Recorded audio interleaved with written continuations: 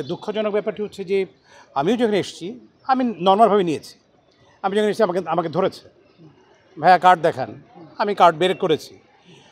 আমি 38 বছর আমাকে 38 বছর কাজ করার পর আমাকে যদি সিম্পলি অন্য একজন সিকিউরিটি এসে আমাকে ধরবে, কার্ড দেখাতে হবে আমাকে, রুবেলকে। আনটলারেবল, এটা মানি না। যদি আলমগীর ভাই আসে, যদি তাকে কার্ড দেখাতে হয়, কাঞ্চন ভাই আসে তাকে কার্ড দেখাতে হয়, এদের আসার পর যদি গাড়ি ধরে এবং যদি বলে যে আপনার ভোটার নাম্বার কথা একটু দাঁড়ান, আমি এটা আমাদের জন্য সেইম। আর যদি কখনো ইলেকশনে যে 100% টপ লেভেলেরটা যাব, বাট যদি পরিস্থিতি বা পরিবেশ এরকম থাকে, আপনি শিওর থাকতে পারেন যে আমি এই ধরনের ইলেকশন আমি কখনো যাব না।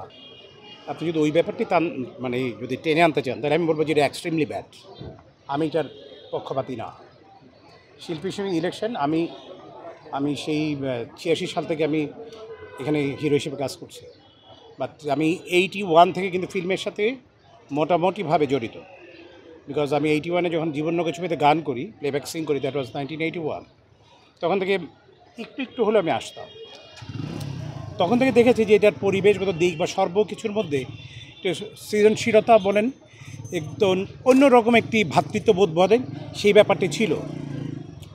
আমার কথা হচ্ছে এই চলচ্চিত্র শিল্পী সমিতির ইলেকশনে যদি 400-500 প্রশাসনের লোকজন থাকতে হয়, এটা মনে করি আমাদের জন্য অত্যন্ত দুঃখজনক।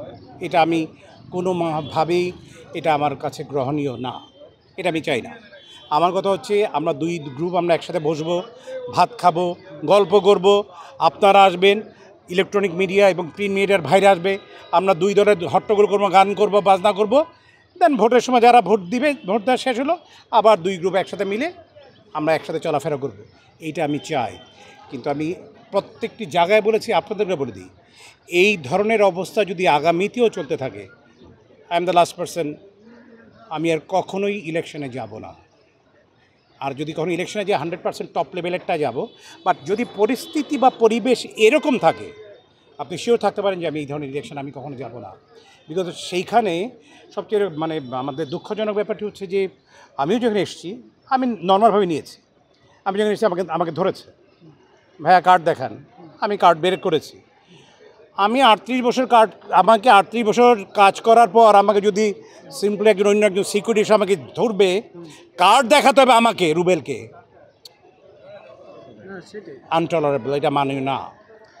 যদি আলমগীর ভাই আসে, যদি তাকে কার্ড দেখাতে হয়, কাঞ্চন ভাই আসে তাকে কার্ড দেখাতে হয়, আমি অনেক মনে করেন যে আমি এখন অনেক সিনিয়র হওয়ার পরে মনে করি যে আমি অনেক ছোট তাদের কাছে।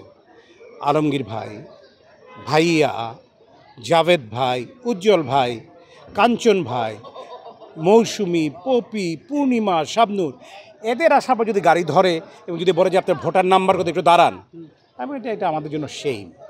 এটা আমাদের হওয়া উচিত না এবং এইটার বিরোধিতা করি আমি। এই ধরনের কোনো ইলেকশন যাতে না হয়। যারাই পাশ করে আসবে তাদের কাছে আমার প্রথম বিনীত নিবেদন থাকবে, এই ধরনের ইলেকশন আপনারা করবে না। সুস্থ সুন্দর ইলেকশন করার চিন্তা করতে হবে।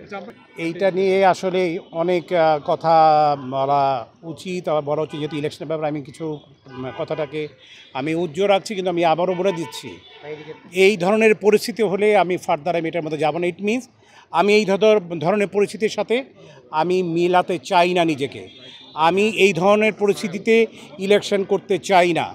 পরিস্থিতি নর্মাল হবে, গেট নর্মাল থাকবে, শুধু ফিল্মের সাথে জড়িতরা ঢুকবে এবং আপনারা ঢুকবেন, সুস্থ সুন্দরভাবে হবে।